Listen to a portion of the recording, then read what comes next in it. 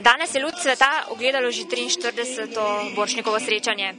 Če spomnim, lani ste bili nekoliko kritični do tega, da je bilo v tekmovalnem delu ni bilo nobene predstave Slovenskega narodnega gledališča Maribor. Tokrat sta dve. Ja, jaz nisem bil kritičen. Jaz sem bil na strani selektorja, ki ima avtonomijo in izbira po svoji volji. Moji kolege, dobri prijatelji so bili ne samo kritični, človeško občutljivi in so tudi protestirali. Jaz sem v imenu sveta odgovarjal, da je pač festival selektiven. In če dovolite, hočem reči to, gledališki zavodi, ustanovljeni bodisi od občin, bodisi od države, trije, nekako štejejo, kot da je Borštnikovo srečanje predvsem njihovo, ker je tako tudi nastalo. Ampak ni.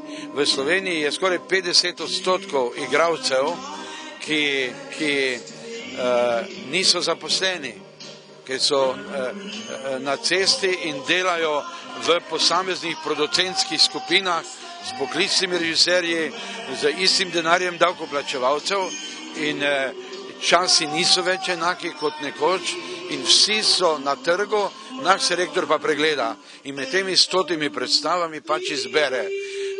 Lani so prav moji mariborski kolegi rekli, ne, vrnimo se na to, da bo vsako gledališče z eno predstavo. Letos so s dvema, ni nihče prišel reči, mi bi samo z eno, da lahko tudi oni, kar je seveda edino prav. Seveda, jaz kot Mariborčan in za razpoloženje v hiši je odlično, da sta dve predstavi in tudi lani bi selektor imel kaj izbirati, pa se je odločil drugače. Tudi lani smo imeli Mariborski teater Rase, letos je Zema, če bo prihodnje leto 4, mi bomo vsi zadovoljni, lahko pa se zopet zgodi, da to ni predvidljiva proizvodnja.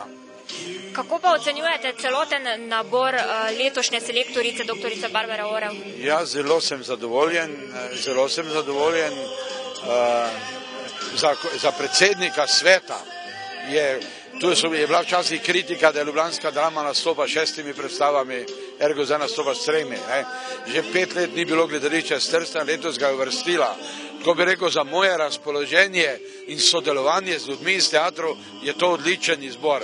Ampak je selektorica včeraj sama poudarila, da tega ni naredila iz nekih socialno enakopravnih razlogov, ampak da so se pač pojavile odlične predstave. Zelo sem zadovoljen z njenim izborom. To, da v isti sapi rečem, da sem bil zadovoljen in sem stal tudi za Bogatajevim izborom.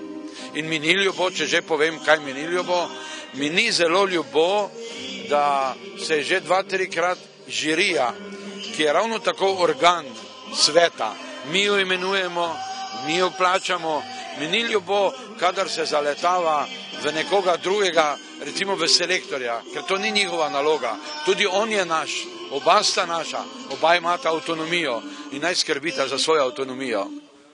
Za konec še vprašanje, lahko morda nekoliko namignete, kdo bo letos prejel Borštnikov prstan? Ja, lahko povem, je moškega spola.